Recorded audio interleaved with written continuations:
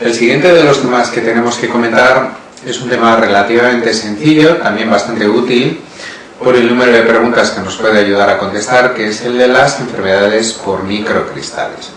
Aquí nos vamos a encontrar 4 cristales que nos pueden producir clínica articular y periarticular. Fundamentalmente hay que estudiarse 2. Realmente es como si 2 de los que vemos en esta clasificación nos podríamos olvidar prácticamente de ellos. Los cristales de ácido úrico, el primer grupo, y los cristales que llevan calcio, como cristales de pirofosfato cálcico, cristales de oxalato cálcico y cristales de hidroxiapatita cálcica, supondrían como un segundo grupo. Pero como ejemplo, recordar fundamentalmente de este grupo los cristales de pirofosfato cálcico, que se suelen considerar como representantes de este segundo bloque de cristales que llevan calcio. Empezando en primer lugar por los cristales de ácido úrico, hay que recordar sintéticamente varios conceptos. En primer lugar, la hiperuricemia. Para que haya un depósito de cristales de ácido úrico, lo que el paciente tiene que tener es hiperuricemia. Cuanto más tiempo se mantenga esta hiperuricemia, más probabilidades hay de que este depósito sea relevante y que produzca clínica. Se define la presencia de hiperuricemia, como podemos ver en esta tabla, como los niveles de ácido úrico por encima de 7 miligramos de cilitro. Bien, estos niveles van a ser superiores a la disolubilidad que tiene el ácido úrico en plasma, en sangre periférica, y por lo tanto se va a empezar a depositar en los tejidos y puede producir clínica, fundamentalmente a nivel articular, pero también hay otro órgano diana que es importante tener en cuenta, que es el riñón, produciendo cálculos renales o incluso enfermedad renal, afectación túbulo-intersticial del riñón.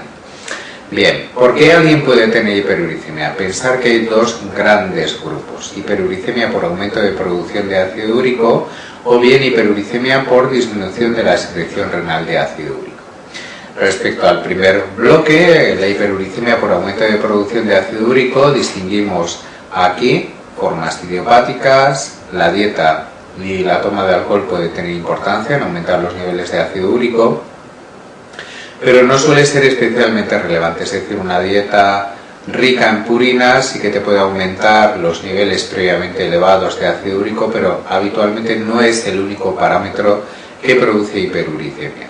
Puede haber alteraciones enzimáticas. La más importante, la que suelen preguntar, es el déficit de esa enzima tan larga que aparece ahí con siglas, de la hiposantina guanina fosforibosiltransferasa, que produce un síndrome hereditario que se llama síndrome de Lesch-Nyhan, y que cuando la deficiencia es parcial produce un síndrome que se llama de Kelley-Segmiller. El de Lesch-Nyhan es más grave porque produce afectación neurológica severa, con automutilaciones, con corea, y sin embargo la forma menos grave, la forma que conocemos como síndrome de Segmiller-Kelley o Kelley-Segmiller, se produce hiperuricemia sin alteraciones neurológicas. Luego también puede ser por hiperactividad de la fosforibosil pirofosfato sintetasa, y estarían a continuación las formas por recambio celular aumentado. Formas adquiridas, donde aparecen enfermedades hematológicas con frecuencia, mielolinfoproliferativas, enfermedad de Payet, psoriasis, como otras entidades que pueden producir aumento del recambio celular, en el caso de la psoriasis cutánea, en el caso de la enfermedad de Payet, por aumento del recambio celular a nivel óseo. Se considera más habitual que la hiperuricemia sea por disminución de la excreción renal que por aumento de la producción. Aquí nos encontraremos formas idiopáticas, luego enfermedad renal, como puede ser la insuficiencia renal, o como puede ser la enfermedad renal poliquística, y hay un apartado muy importante, que es la toma de fármacos. Hay algunos fármacos que característicamente disminuyen la excreción renal de ácido úrico, como son los salicilatos en dosis bajas, como son los diuréticos, como son el etambutol, la piracinamida, dentro de los tubérculos estáticos, la ciclosporina, el ácido nicotínico o la levodopa, dentro de otros tratamientos menos utilizados. Bien, siempre que tenemos un paciente con hiperuricemia tenemos que intentar identificar cuál es la causa. ¿Qué produce la hiperuricemia? La mayoría de las personas que tienen hiperuricemia van a estar asintomáticas toda la vida. En algunos casos los vamos a poder encontrar que produce episodios de artritis aguda, lo que se llama gota aguda. La localización más habitual, ya sabéis que es la primera metatarsofalángica. El dedo gordo del pie se inflama, se pone muy rojo, caliente, con un gran dolor. A partir de este momento al paciente ya no se le puede denominar, no se puede decir que el paciente tiene hiperuricemia asintomática porque ya ha tenido una crisis. Entre crisis, la hiperuricemia se llama gota intercrítica. Y si el paciente sigue evolucionando, puede llegar a presentar una gota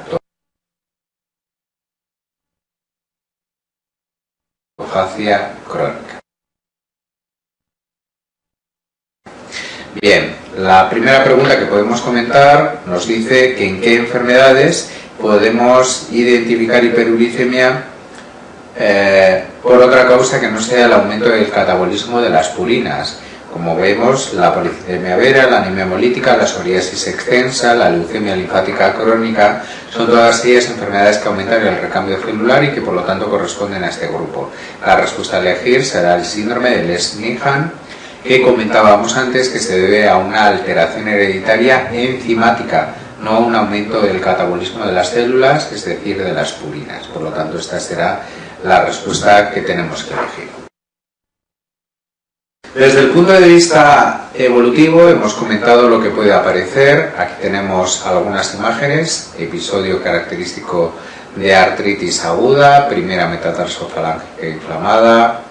Si nos pidieran en una pregunta cómo se identifica de manera específica a un paciente que tiene una artritis aguda, la única manera de estar completamente seguro sería analizando el líquido sinovial y, como decíamos al principio de la clase, cuando hablábamos de las generalidades, tenemos que analizar el líquido sinovial en el microscopio de luz polarizada y lo que vamos a ver es microcristales como los que estamos viendo aquí, cristales en forma de aguja con birrefringencia denominada negativa porque el campo aparece muy negro comparado con los cristales que aparecen muy brillantes. Este paciente que vemos a continuación ya tiene depósito de tofos de ácido úrico, por lo tanto ya tiene una forma evolutiva crónica de gota tofacia crónica. Los tofos se pueden depositar en distintas localizaciones, por ejemplo en este paciente en el pabellón auricular o también en formas especialmente graves como esta forma poliarticular con depósitos de tofos de gran tamaño a nivel de las manos y los carpos. ¿Qué tenemos que hacer desde el punto de vista del tratamiento en un paciente que tiene hiperuricemia? Podríamos decir en primer lugar que la hiperuricemia asintomática no requiere un tratamiento específico, que cuando el paciente tiene un episodio de artritis aguda, lo que tenemos que hacer es pensar si tiene algún desencadenante, un traumatismo, abuso dietético, posoperatorios, tratamientos de la hiperuricemia. Curiosamente, cuando tratamos la hiperuricemia y bajamos los niveles de ácido úrico, se van a producir típicamente episodios de artritis aguda. Y desde el punto de vista terapéutico, lo que vamos a hacer es decir al paciente que tenga cierto reposo de la articulación y sobre todo dar antiinflamatorios no esteroideos. También es posible la administración de colchicina o de corticoides, sobre todo intraarticulares en grandes articulaciones, van a poder producir un efecto antiinflamatorio a este nivel. No os olvidéis nunca que no tenemos que modificar la uricemia en el episodio inflamatorio agudo, es decir, no debemos de incluir tratamientos para la hiperuricemia hasta que el episodio inflamatorio agudo haya cedido. Por eso, en la pregunta que comentamos a continuación del varón de 52 años que presenta episodio inflamatorio de artritis con fiebre de hasta 38,5 y que encontramos un ácido úrico de 8,7, nos dice qué manejo podríamos hacer en este paciente. Y como respuesta debemos elegir la respuesta 2, artrocentesis, corticoides intraarticulares sí sería correcto, pero no la administración de alopurinol, porque el alopurinol es el fármaco que habitualmente elegimos para disminuir los niveles de ácido úrico y por lo tanto no se debe aplicar en el episodio inflamatorio agudo, sino posteriormente ya cuando el paciente no tenga inflamación articular aguda. Una vez que el episodio inflamatorio agudo haya pasado, nos planteamos el tratamiento de la hiperuricemia. Tenemos dos grandes posibilidades farmacológicas, que son la administración de alopurinol o la administración de un grupo de fármacos que llamamos úricos. Su nombre ya nos dice lo que van a realizar, aumentar la excreción renal de ácido úrico. Bien, el alopurinol es el fármaco más utilizado, desde el punto de vista patogénico estaría especialmente indicado en aquellos que tienen aumento de producción de ácido úrico, ya que es el fármaco que disminuye la producción, ¿no? Disminuye la xantinoxidasa, que es la última enzima en la producción de ácido úrico, y por lo tanto sería el tratamiento de elección en los pacientes que tienen hiperuricemia por aumento de producción. ¿Cómo lo podemos evidenciar? Pues fijaros, en este esquema os pongo que la uricosuria en 24 horas normal tiene que ser de al menos 700 miligramos en orina de 24 horas. Si alguien excreta más cantidad de 700 miligramos de ácido úrico en orina de 24 horas, está haciendo una eliminación normal de ácido úrico, y por lo tanto la hiperuricemia, si elimina normalmente el ácido úrico, tiene que ser por aumento de producción. Por lo tanto, el allopurinol sería el tratamiento ideal. Y en aquellos que tienen una excreción baja de ácido úrico, nos podríamos plantear la utilización de uricosúricos, como la sulfiprazona o el probenecid. El problema es que estos fármacos no siempre se pueden utilizar, están contraindicados si el paciente tiene insuficiencia renal o nefrolitiasis, y además hay un problema para utilizarlos en nuestro medio, porque son fármacos no comercializados que tienen que ser pedidos como medicación extranjera. Bien, pero teóricamente nos pueden plantear un paciente con baja excreción renal de ácido úrico, en los cuales se podría plantear la utilización de uricosúricos, sulfiprazona o probenecid, siempre que no tenga insuficiencia renal o nefrolitiasis, porque en estos casos obligatoriamente tenemos que utilizar allopurinol. Utilicemos un fármaco u otro, siempre es conveniente durante los primeros meses del tratamiento de la hiperuricemia administrar además colchicina para prevenir la aparición de episodios de artritis aguda mientras están bajando los niveles de ácido úrico. La pregunta de la paciente de 59 años que nos empieza diciendo que tiene deformidad nasal, inmediatamente tenemos que pensar en el diagnóstico de que es una granulomatosis de Wegener, la pregunta que nos está planteando. Entonces, a continuación nos está hablando de afectación inflamatoria a este nivel, nos dice que tiene insuficiencia renal y nos hace un comentario también de las alteraciones del sedimento urinario que tiene el paciente. Y nos plantea que no va a aparecer en la enfermedad dentro de la respuesta. La pregunta de la paciente de 59 años que nos... La respuesta es la 3, porque proptosis puede haber, como la paciente que estamos viendo en esta imagen, debido a la presencia de granulomas de gran tamaño retroorbitarios que pueden hacer protuir el globo ocular. Y por lo tanto lo que no vamos a encontrar es la respuesta que elegimos, que es la respuesta 3 de esto. Para acabar con el capítulo de la hiperuricemia debéis de pensar que también puede producir daño renal. En primer lugar, cólicos nefríticos, como veíamos en la pregunta previa, o también dos formas de nefropatía, la que se llama nefropatía crónica por urato, que es típica del paciente que tiene hiperuricemia prolongada, gotatofagia crónica, y que su prevención y tratamiento lógicamente debe ser con allopurinol para evitar que llegue tanto ácido úrico al riñón. Y en segundo lugar, los cuadros agudos, denominados también nefropatía aguda por ácido úrico. Estos son característicos de personas en los cuales se ha producido habitualmente un tratamiento quimioterápico que ha producido un nivel muy elevado de ácido úrico de manera brusca. Para prevenir y tratar a estos pacientes hay que hacer hidratación adecuada con suero salino, favorecer la eliminación de agua por el riñón con la administración de furosemida, alcalinizar la orina para disolver bien el ácido úrico a nivel renal y también dar allopurinol para formar menos ácido úrico. Hay un fármaco, además del allopurinol, que os aparece en el texto, en el libro, que también está aprobado con este fin, que se llama rasburicasa. Tenerlo en cuenta porque teóricamente también os lo podrían plantear en una pregunta con este fin.